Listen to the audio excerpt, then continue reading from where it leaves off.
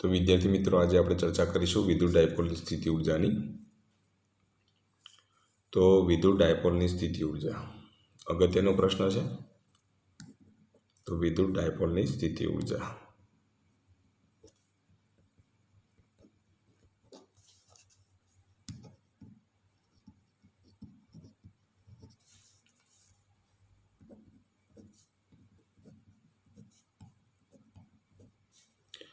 तो विद्युत डायपोलની સ્થિતિ ઊર્જાની જો આપણે વાત કરીએ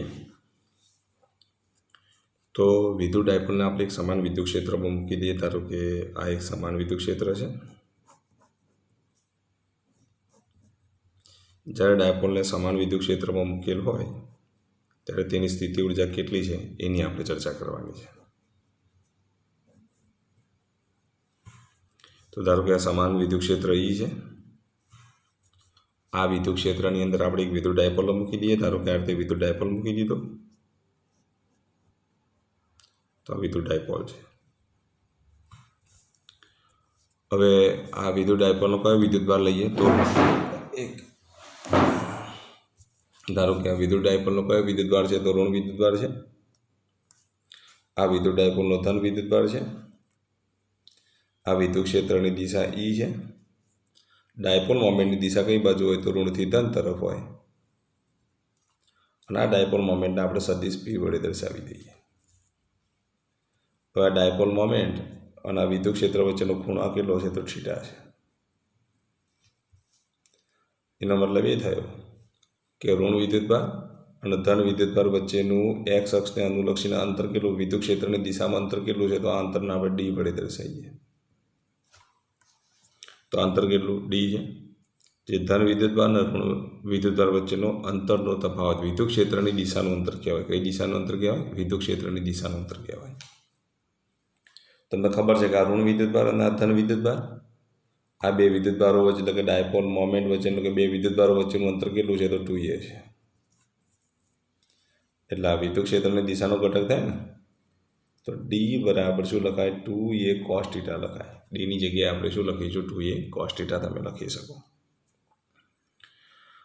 હવે આ વિદ્યુત ડાયપોલને જો તમે વિદ્યુત ક્ષેત્રમાં મૂકેલી હોય તો ડાયપોલ મોમેન્ટનું મૂલ્ય કેટલું તો ડાયપોલ મોમેન્ટનું મૂલ્ય સદિશ p બરાબર શું લખીશું 2aq।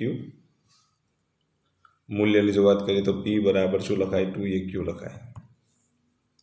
ધારો કે આ ડાયપોલને જો હું વિદ્યુત ક્ષેત્રમાં મૂકું तो तेना पर શું લાગે બોલો વિદ્યુત ક્ષેત્ર અને ડાયપોલ મોમેન્ટના લીધે એના પર ટોર્ક લાગે અને ટોર્ક વિશે આપણે ચેપ્ટર નંબર 1 માં ભણી ચૂક્યા કે વિદ્યુત ડાયપોલ પર કેટલું ટોર્ક લાગે ટોર્ક બરાબર p ક્રોસ e લાગે। હવે ચેપ્ટર નંબર 1 માં ભણી ચૂક્યા કે આ ટોર્ક એ શું કરશે બોલો તો આ ડાયપોલને કઈ બાજુ ગોઠવવાનો પ્રયત્ન કરશે ક્ષેત્રને સમાંતર ગોઠવવાનો પ્રયત્ન કરશે બરાબર। તો પ્રતિ સમાંતર અથવા સમાંતર ગોઠવવાનો પ્રયત્ન આ ટોર્ક વડે થાય। હવે ધારો કે હવે ક્ષેત્રને સમાંતર કે પ્રતિ સમાંતર ગોઠવવા માટે આ જે ટોર્ક લાગે છે તો દાખલા તરીકે ડાયપોલે ક્ષેત્રને સમાંતર કે પ્રતિ સમાંતર હોય એનાથી વિરુદ્ધ દિશામાં જો થીટા જેટલું સ્થાનાંતર કરાવવું હોય તો આ ટોર્કને સમતોલે તેટલું તમારે બાહ્ય ટોર્ક લગાડવું પડે અને આ બાહ્ય ટોર્કનું મૂલ્ય જો આ ટોર્ક જેટલું જ હોય તો શું થશે બોલો એનું પરિણામી લાગતું ટોર્ક કેટલું થઈ જશે બંનેની દિશાઓ જો પરસ્પર વિરુદ્ધ હોય તો પરિણામી ટોર્ક કેટલું થાય તો શૂન્ય થાય और परिणामी टॉर्क जो शून्य थाय तो जो तमे थीटा 0 थी स्थानांतर थीटा जेटलू करावो डायपोलનું स्थानांतर કેટલું કરાવો બોલો थीटा 0 થી थीटा જેટલું કરાવીએ કઈ બાજુ ક્ષેત્રની વિરુદ્ધ દિશામાં આ લાગતા ટોર્કની વિરુદ્ધ દિશામાં જો આટલું જો તમે સ્થાનાંતર કરાવો તો એ સ્થાનાંતર તમે કેવી રીતે કરાવશો બોલો બાહ્ય ટોર્ક શૂન્ય છે બાહ્ય ટોર્ક જો શૂન્ય હોય તો પછી કેવી રીતે ગતિ કરશે બોલો कोणीय प्रवेग आल्फाનું मूल्य કેટલું થઈ જાય શૂન્ય થઈ જાય કે નહીં ધોરણ 11 માં આપણે ભણી ચૂક્યા કે ટોર્ક ટો બરાબર શું લખાય i આલ્ફા। હવે ટોર્કનું મૂલ્ય શૂન્ય તો પછી i * આલ્ફા લઈએ તો આલ્ફાનું મૂલ્ય પણ કેટલું થાય શૂન્ય થાય કે ના થાય। તો અહીંયા જો પરિણામી ટોર્ક શૂન્ય હોય તો કોણીય પ્રવેગનું મૂલ્ય શૂન્ય થાય અને કોણીય પ્રવેગનું મૂલ્ય શૂન્ય થાય તો પછી આ જે ડાયપોલ કેવી ગતિ કરશે બોલો અચળ કોણીય વેગથી ગતિ કરે।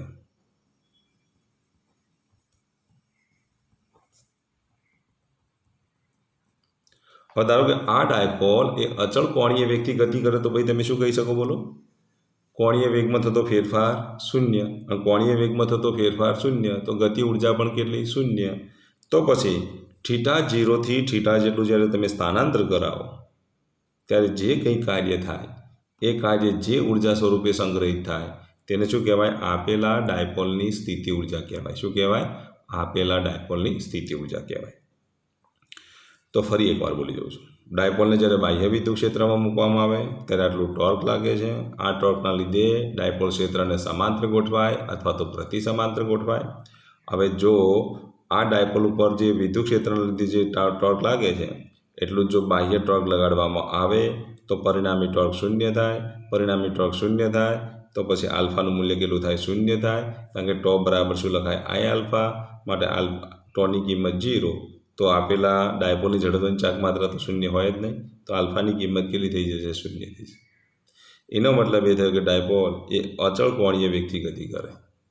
અને ડાયપોલ જ્યારે અચળ કોણીય વેગથી ગતિ કરે ત્યારે તેની ગતિ ઉર્જામાં થતો ફેરફાર કેટલો? શૂન્ય.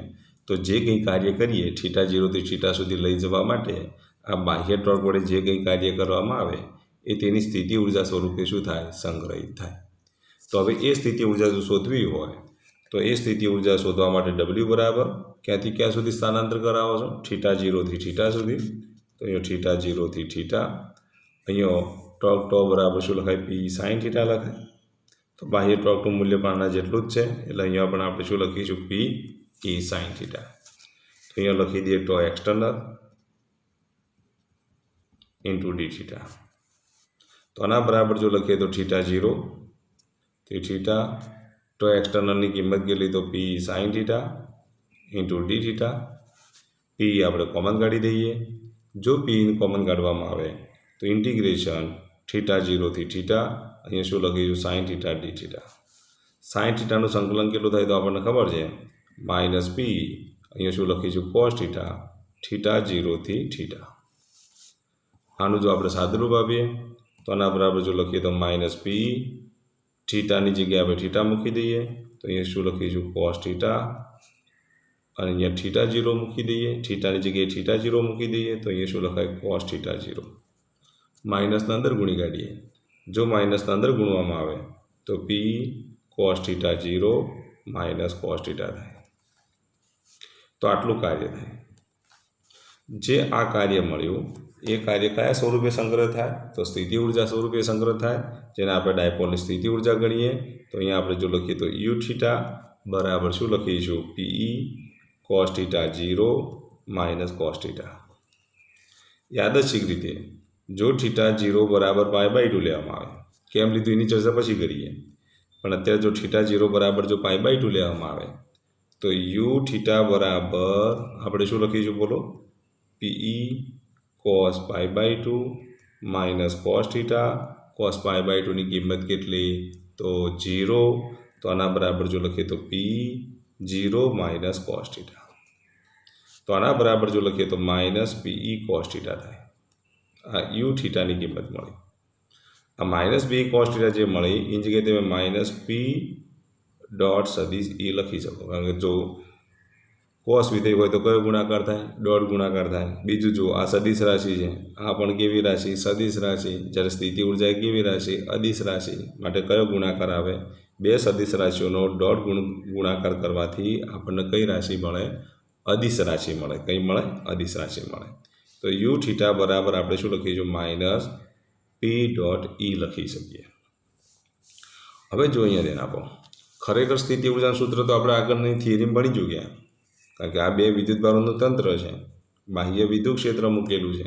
તો ખરેખર એકચ્યુઅલ સૂત્ર તો કયું આવે? બોલો.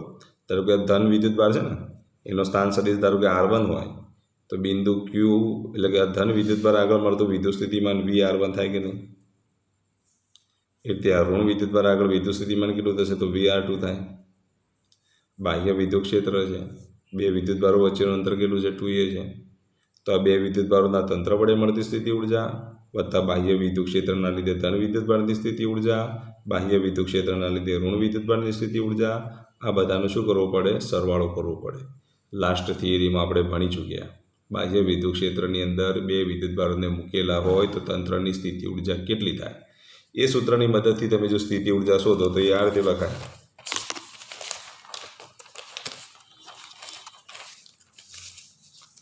તો જુઓ, બાહ્ય વિદ્યુત ક્ષેત્રની અંદર જો વિદ્યુતભારો મૂકેલા હોય તો અહીંયા Q1 વિદ્યુતભાર મૂકીએ, એનો સ્થાન સદિશ કેટલો હોય, સોરી વિદ્યુત સ્થિતિમાન VR1 હોય. અહીંયા ધારો કે Q2 વિદ્યુતભાર હોય, એનું વિદ્યુત સ્થિતિમાન કેટલું હોય તો VR2 હોય. તો સ્થિતિ ઉર્જા સૂત્ર આપણે આ રીતે લખતા હતા, U બરાબર Q1 VR1, આગળની થિયરી તમે જોઈ લેજો, વત્તા Q2 VR2 વત્તા બે વિદ્યુતભારો વચ્ચેનું અંતર જો R હોય તો શું લખાય બોલો, K Q1 Q2 upon R, બરાબર. અથવા તો આ બે વચ્ચેનું અંતર R12 હોય તો અહીંયા આપણે શું લખતા હતા, R12. આવું સૂત્ર આપણે ભણી ચૂક્યા. તો એવું ને એવું તમે વિદ્યુત ડાયપોલમાં આ સૂત્રનો ઉપયોગ ના કરી શકો. તો વિદ્યુત ડાયપોલમાં આવું આપેલું છે, જુઓ આ બાહ્ય વિદ્યુત ક્ષેત્ર છે. હવે એનો આપણે આ સૂત્રની અંદર ઉપયોગ કરીએ. આ સૂત્રમાં આપણે વિદ્યુત ડાયપોલના વિદ્યુતભારોની કિંમત મૂકી દઈએ. ધારો કે આપણે આકૃતિ દોરી દે તો અહીંયા ઋણ વિદ્યુતભાર હતો, અહીંયા કયો વિદ્યુતભાર હતો તો ધન વિદ્યુતભાર હતો. આનો સ્થાન સદિશ કેટલો લીધો તો R1 લીધો. આનો સ્થાન સદિશ કેટલો છે તો R2 છે. Q1ની કિંમત કેટલી તો Q, Q2ની કિંમત કેટલી માઇનસ Q. તો અહીંયા આપણે જો આ સૂત્રની અંદર કિંમત મૂકવી હોય તો Q1ની જગ્યાએ કેટલા લખીશું બોલો તો Q, Q2ની જગ્યાએ કેટલા લખીશું માઇનસ Q, બરાબર. બીજું, આ બે વિદ્યુતભારો વચ્ચેનું અંતર કેટલું થશે બોલો, 2a થાય. એટલે R12 બરાબર કેટલા લઈશું 2a. આ બધી કિંમતો આપણે આમાં સૂત્રમાં મૂકી દે. ખૂણો અહીંયા થીટા છે તો અહીંયા U થીટા લખી દઈએ. આ નવી સ્થિતિ ઉર્જા મળીને હું U ડેશ વડે દર્શાવું. આગળ જે સ્થિતિ ઉર્જા મળીને આપણે U વડે દર્શાવ્યું તો આપણે U theta U dash theta બરાબર Q1ની જગ્યાએ Q મૂકીશું ઇન્ટુ VR1 વત્તા Q2ની જગ્યાએ માઇનસ Q ઇન્ટુ શું લખીશું VR2 વત્તા Kની જગ્યાએ K, Q1ની જગ્યાએ Q, Q2ની જગ્યાએ માઇનસ Q, R12ની જગ્યાએ આપણે કેટલા લખી દઈએ તો 2a લખી દઈએ. આ બધી કિંમતો મૂકવાથી આપણને શું મળશે બોલો, આ Q કોમન કાઢી દો તો અહીંયા શું લખાય VR1 માઇનસ VR2, આ માઇનસના આગળ લાવી દઉં તો minus K Q² upon 2a. આ U ડેશ થીટા મળે. હવે તમે જુઓ VR1 માઇનસ VR2ની કિંમત તમે શોધી શકો. તો જો આગળ એક થિયરી આપણે વિદ્યુત સ્થિતિમાનનો વિદ્યુત ક્ષેત્ર અહીંયા ઓનાર જગ્યાએ ડેલ્ટા V લખું તો આવું લખાય Q into delta V, VR1 minus VR2ની જગ્યાએ delta V minus K Q² upon 2a. ચલો ખ્યાલ આવી ગયો. હવે વિદ્યુત સ્થિતિમાનના વિદ્યુત ક્ષેત્ર વચ્ચેનો સંબંધ તો તમને ખબર છે કે V બરાબર શું લખાય માઇનસ E ઇન્ટુ D લખાય કે નહીં. D એટલે બે વિદ્યુતભારો વચ્ચેનું અંતર. એટલે અહીંયા આપણે અંતર કેટલું લીધું D લીધું. Dની જગ્યાએ તો આપણે લખ્યા હતા 2a cos થીટા. વિદ્યુત ક્ષેત્ર કેટલું તો E. તો પછી અહીંયા વિદ્યુત સ્થિતિમાનના વિદ્યુત ક્ષેત્ર વચ્ચેનો સંબંધ દર્શાવતું સૂત્ર એટલે આગળની થિયરી આપણે એક ભણી ચૂક્યા, વિદ્યુત સ્થિતિમાનના વિદ્યુત ક્ષેત્ર વચ્ચેનો સંબંધ.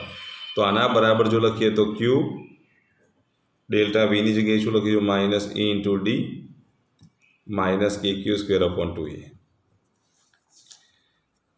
તો આના બરાબર જો Dની જગ્યાએ શું લખીશું તો Dની જગ્યાએ 2a cos થીટા લખી દઈએ તો minus 2a cos theta into Q into E. આ E લખી દીધા, આ Q લખી દીધા અને Dની જગ્યાએ લખી દીધા 2a cos theta minus K Q² upon 2a. પણ 2a Qની જગ્યાએ તો P લખાય ને, ડાયપોલ મોમેન્ટ P લખાય કે નહીં. તો આ PE cos થીટા લખી દો તો minus PE cos theta minus K Q² upon 2a. આ સ્થિતિ ઉર્જા મળે. હવે જો અહીંયા તેને આપો PE cos theta minus K Q² upon 2a. આના બરાબર જો લખીએ તો માઇનસ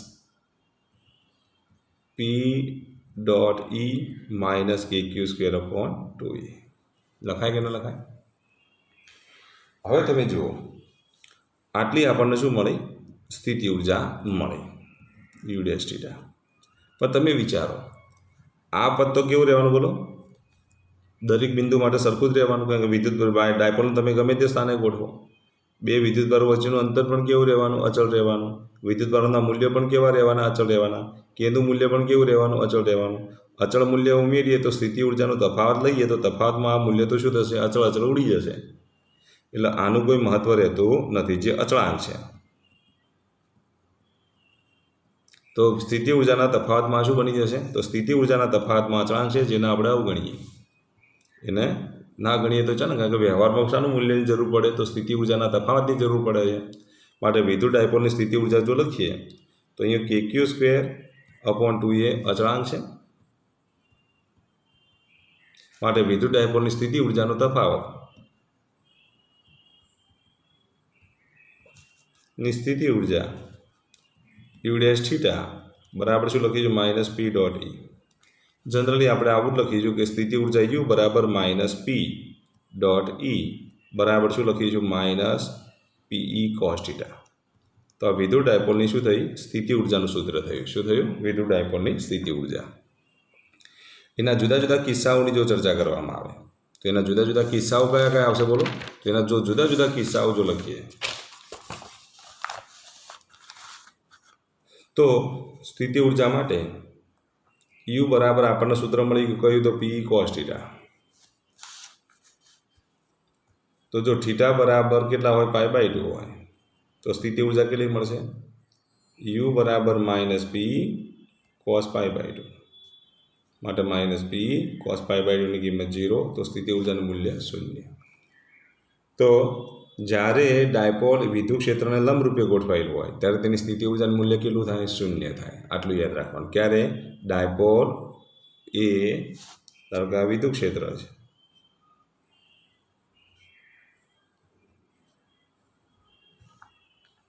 ડાયપોલ આમ લંબરૂપે ગોઠવાયેલી હોય, -Q વિદ્યુતભાર, અહીંયા +Q વિદ્યુતભાર. જો આ રીતે લંબરૂપે ગોઠવાયેલી હોય તો સ્થિતિ ઉર્જાનું મૂલ્ય કેટલું થાય? 0 થાય. તે વખતે Uθ બરાબર 0. થીટાની કિંમત કેટલી છે? π/2. બીજું, θ બરાબર 0 હોય તો સ્થિતિ ઉર્જાનું મૂલ્ય કેટલું થશે? -PE cos 0, એટલે -PE cos 0 ની કિંમત 1. તો એ વખતે સ્થિતિ ઉર્જા કેટલી થશે? તો PE જેટલી થાય. તો ધારો કે આ વિદ્યુત ક્ષેત્રની દિશા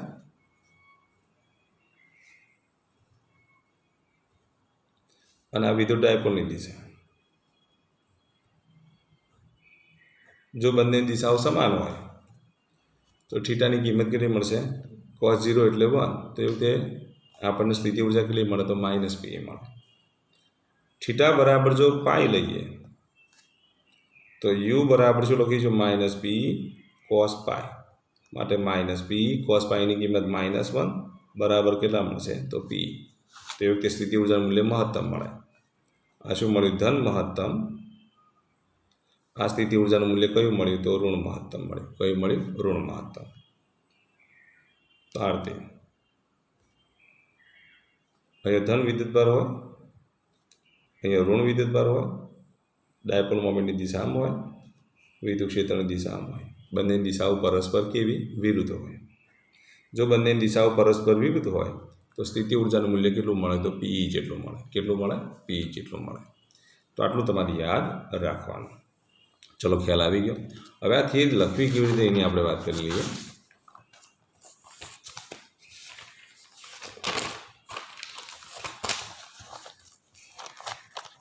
તો જો આ રીતે આકૃતિ દોરી દેવાની, થિયરી આ રીતે લખવાની, લખી દેવાની આ રીતે. તો આકૃતિમાં દર્શાવ્યા મુજબ વિદ્યુત ડાયપોલ સમાન વિદ્યુત ક્ષેત્ર એમાં મૂક્યો છે. વિદ્યુત ડાયપોલ માટે P બરાબર 2AQ, Pનું મૂલ્ય 2AQ છે. ઇન P વચ્ચેનો ખૂણો થીટા છે. હવે વિદ્યુત ડાયપોલ પર લાગતું ટોર્ક બરાબર P ક્રોસ E, એનું મૂલ્ય લઈએ તો PE cos θ થાય. કેટલા? સોરી, PE sin θ થાય. અહીંયા લખી દઈએ PE sin θ. આ ટોર્ક ડાયપોલને ભ્રમણ કરવાનો પ્રયત્ન કરે છે. ટોર્કને નાબૂદ કરવા માટે બાહ્ય ટોર્ક એવી રીતે લગાડવામાં આવે કે જેથી કરીને ડાયપોલ પર લાગતું પરિણામી ટોર્ક કેટલું થાય? તો 0 થાય. ડાયપોલ θ0 થી θ જેટલું સ્થાનાંતર કેવી રીતે કરે? કોણીય પ્રવેગ રહિત, એટલે કે અચળ કોણીય વેગથી કરે. તો આ સ્થાનાંતર દરમિયાન બાહ્ય ટોર્ક વડે થતું કાર્ય આપણે આ રીતે લખી શકીએ. આ કાર્ય જે છે, બરાબર, એમાં તો વિડીયો પોઝ કરીને તમારે લખતા રહેવાનું. કાર્ય કેટલું થશે? તો P cos θ, એટલે P cos θ 0 - cos θ. આ કાર્યતંત્રને સ્થિતિ ઉર્જા સ્વરૂપે શું થાય છે? સંગ્રહિત થાય છે. હવે થીટા 0 બરાબર π/2 લેવામાં આવે તો એ વખતે જે સ્થિતિ ઉર્જા મળે કેટલી મળે? તો -p.E મળે. ચાલો ખબર પડી એટલા સુધી. ત્યાર પછી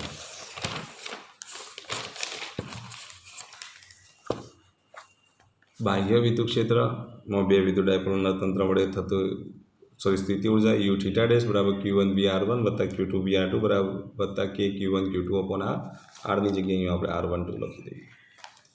Q1ની કિંમત કેટલી? Q, Q2ની કિંમત -Q, R12ની જગ્યાએ 2A લખી દઈએ. આમ Q1 અને Q2ની કિંમત મૂકી દેવાથી આટલી સ્થિતિ ઉર્જા મળે. વિદ્યુત ક્ષેત્રની દિશામાં VR1 - VR2 બરાબર શું લખીશું? -E × D. ડીની કિંમત મૂકી દઈએ કેટલી? 2A cos θ. ડી બરાબર કેટલા? 2A cos θ. એ કિંમત આમાં મૂકી દીધી અને આવું સમીકરણ મળે. હવે KQ² દરેક સ્થાન માટેનું મૂલ્ય અચળ રહે છે. આથી સ્થિતિ ઉર્જાના ફેરફારનું તેનું કોઈ મહત્ત્વ નથી. આથી સ્થિતિ ઉર્જાનો ફેરફાર U θ ડેશ બરાબર -P.E જે માગેલ સમીકરણ. આ વિદ્યુત ડાયપોલને બાહ્ય વિદ્યુત ક્ષેત્રમાં જો મૂકવામાં આવે તો તેની સ્થિતિ ઉર્જા આટલી મળે, -P.E જેટલી મળે. ચલો આ વિદ્યુત ડાયપોલની શું થઈ? સ્થિતિ ઉર્જા થઈ. હવે જો થીટા સ્થિતિ ઉર્જા સૂત્ર U બરાબર P cos θ છે. થીટાની કિંમત મૂકો તો કેટલું મળશે? 0. થીટા બરાબર 0 મૂકવાથી ઋણ મહત્તમ મળે. થીટા બરાબર π મૂકવાથી ધન મહત્તમ મળે. લંબરૂપે હોય તો સ્થિતિ ઉર્જા 0, સમાંતરમાં હોય તો ઋણ મહત્તમ, પ્રતિ સમાંતર હોય તો ધન મહત્તમ સ્થિતિ ઉર્જા મળે. તો મહત્તમ સ્થિતિ ઉર્જા ક્યારે મળે? પ્રતિ સમાંતર જો ગોઠવેલ હોય ત્યારે કેવી સ્થિતિ ઉર્જા મળે છે? ધન મહત્તમ મળે છે. કેવી મળે છે? ધન મહત્તમ.